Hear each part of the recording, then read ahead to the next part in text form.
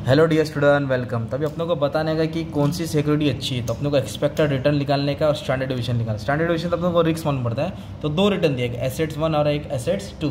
तो पहले अपन एसेट 1 को सॉल्व करके एक्सपेक्टेड रिटर्न समझने की कोशिश करते हैं, ठीक है। तो ये क्या दिया, मैं ये वाला पहले ट्राई करता हूँ, फिर बता देंगे, फिर ये आपका होमवर्क हो जाएगा। रिटर्न ऑन एसेट 1 बोला है, तो 5, 10, 15, 20। तो रिटर्न ऑन एसेट 1, तो रिटर्न को क्या ले लिया, आर। तो रिटर्न कितना आ रहा है, 5, 10, 15, 20, है ना। फिर इधर प्रोबेबिलिटी दिया रहेगा आपको, क्या दिया रहेगा, तो कितना इसका दिया है 0.10, फिर इसका दिया है 0.30, 0.50 और 0.10। ये हम लोग रिटर्न ऑन एसेट 1 को सॉल्व करें। आप लोग नेक्स्ट पेज पे एसेट 2 को सॉल्व करेंगे, है ना। तो अभी सबसे पहले क्या करना मालूम है कि आप लोगों को एक्सपेक्टेड रिटर्न निकालना है। क्या निकालना है, एक्सपेक्टेड रिटर्न का मतलब क्या होता है कि जैसे कि रिटर्न कितना है 5, तो प्रोबेबिलिटी कितना है 10। तो इसको इससे क्या करना है, मल्टीप्लाई करना है। तो 5 को किससे मल्टीप्लाई करेंगे, 0.5 इंटू पॉइंट, तो आपका आंसर आएगा 0.5। कितना आ जाएगा, 0.5। तो इसके लिए लिखा प्रोबेबिलिटी को रिटर्न से मल्टीप्लाई करें।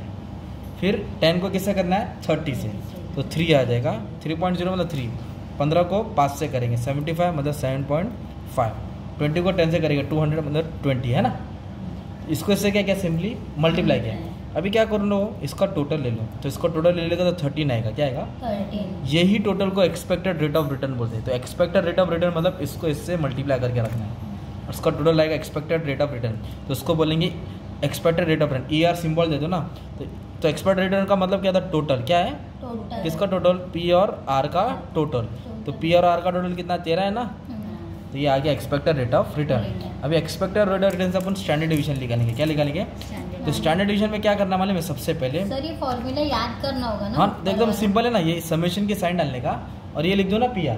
टेबल बनाने का कुछ, हाँ, वो भी याद करना है। टेबल तो याद हो गया, इतना तक तो याद हो गया ना। अभी बाकी का मगर करो। ये 13 को क्या बोलेंगे, total of PR, total of PR। अभी अपन को स्टैंडर्ड डिवीजन निकालना है। क्या निकालना है, स्टैंडर्ड डिवीजन। तो जो रिटर्न दिख रहा है ये क्वेश्चन में, ये रिटर्न, इसको ना इससे माइनस करना है। किससे, एक्सपेक्टेड रिटर्न। ये कितना है, 5 को किससे माइनस करेंगे, 13 से। 10 को 13 से, 15 को भी, सबको किससे करना है, 13। तो रिटर्न को किससे माइनस कर रहे हैं, एक्सपेक्टेड रेट ऑफ रिटर्न। तो 15 में से 13 गया तो -8, समझा। 10 को किससे माइनस किया, 13 से, -3। 15 को 13 से किया तो 2 प्लस में आएगा, ये 7 आएगा। अब इसका स्क्वायर निकालने का, क्या निकालने का, 8 8 जा 64, है ना। फिर 3 3 जा 9, माइनस हट जाता है, ठीक है। 2 2 जा 4, 7 7 जा 49।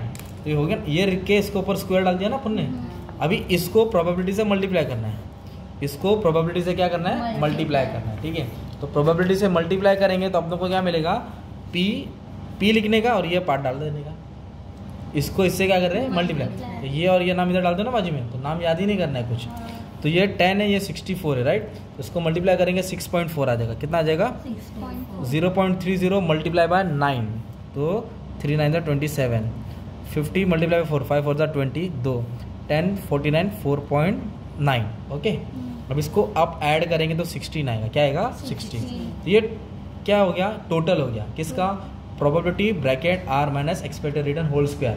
तो नहीं बोल पाया तो मत बोलो, इतना तो लिख दो, है ना। अभी अपने को स्टैंडर्ड डिवीजन निकालना है। क्या निकालना है, तो ये पार्ट दिख रहा है, ये फॉर्मूला दिख रहा है, इधर लिखो E। क्या लिखो, मतलब समेशन सिग्मा। ये पूरा पार्ट ऊपर का डाल देता, R minus R ER square, है ना। तो कितना है टोटल है, 16।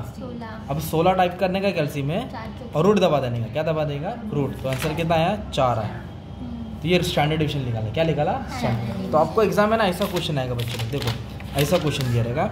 इधर दिया बूम नॉर्मल रिसेशन, प्रोबेबिलिटी दिया, क्या दिया, और रिटर्न दिया है A और B। तो पहले मैं A का बता दूँ, तो ये दिख रहा है बूम नॉर्मल रिसेशन, इधर लिख देने का बूम नॉर्मल रिसेशन, है ना।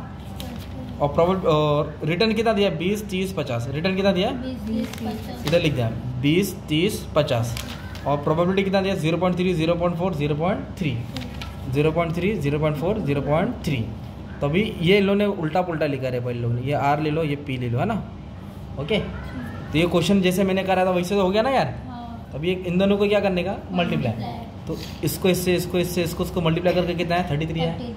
हर रिटर्न को 33 से क्या करेंगे, माइनस। तो ये आएगा 30 में 33 क्या, ये आएगा। इसको इससे माइनस किया, ये आएगा। फिर इसका स्क्वायर निकालेंगे, फिर प्रोबेबिलिटी से क्या करना है, मल्टीप्लाई करना है, तो ये आ जाएगा ना। फिर ये 141 का स्क्वायर रूट दबा देने का, तो ये कितना है इसका रिटर्न कितना है रिस्क 11.87। ये किसका आया ए का आया, किसका आया? तो उन्होंने बोला बी का भी निकालो, तो उन्होंने बी को भी सॉल्व किया। किसको सॉल्व किया? बी को भी। तो प्रोबेबिलिटी सेम लिखने का 3 4 3 प्रोबेबिलिटी सेम रहेगा। और बी का रिटर्न कितना है 50 30 20 50 30 20। तो सेम टेबल लेके सॉल्व किया, इसका भी आंसर कितना है सेम है। दोनों का रिस्क क्या है सेम है ना। तो फिर क्या बोले अपन ने expected return and standard division of both is same therefore investment in any stock is recommended. किधर भी इन्वेस्ट करो चलेगा ना। तो अभी आपको क्वेश्चन क्या पूछा है कि would you preference in question about, अगर सवाल पहले वाला ले लो स्टॉक ए का क्या बोला है रिटर्न कितना दिया 50 40 30 रिटर्न कितना दिया 50 40। तो अब रिटर्न है ना इधर लिखेंगे 50 40 30 रिटर्न की जगह पे क्या डालेंगे 50 और प्रोबेबिलिटी सेम लेने का। प्रोबेबिलिटी क्या लेने का सेम 3 4 3 3 4 3। फिर इसको सॉल्व किया आंसर कितना है 7.746 है ना। क्वेश्चन फिर से चेंज करने बोला ना उन लोगों ने। पहले जैसे ए का सॉल्व किया बी का सॉल्व किया, जो कम है वो अच्छा, पर दोनों बराबर आए। फिर थर्ड वाले में कंडीशन उन्होंने चेंज किया। क्या बोला रिटर्न कितना है 50 40 30। तो रिटर्न में 50 40 30 और प्रोबेबिलिटी क्या लेगा अपन सेम लेंगे। तो इसको सॉल्व करके आंसर कितना है 7। तो ये 11 है ये 7 है।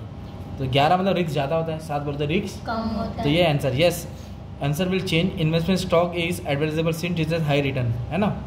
40% रिटर्न मिलेगा और रिस्क क्या रहेगा कम रहेगा। रिस्क क्या है 40% रिटर्न। वैसे 15 मार्क का क्वेश्चन है तुम्हारा। सर ये 15 मार्क का तो हर एक टेबल 5 मार्क्स का। हाँ 5 मार्क का रहेगा। तो इससे आपको क्या करना है मस्त पे प्रैक्टिस करके रख लेना ठीक है। अच्छे से सॉल्व कर लो हो जाएगा। Thank you very much and all the best for your exam.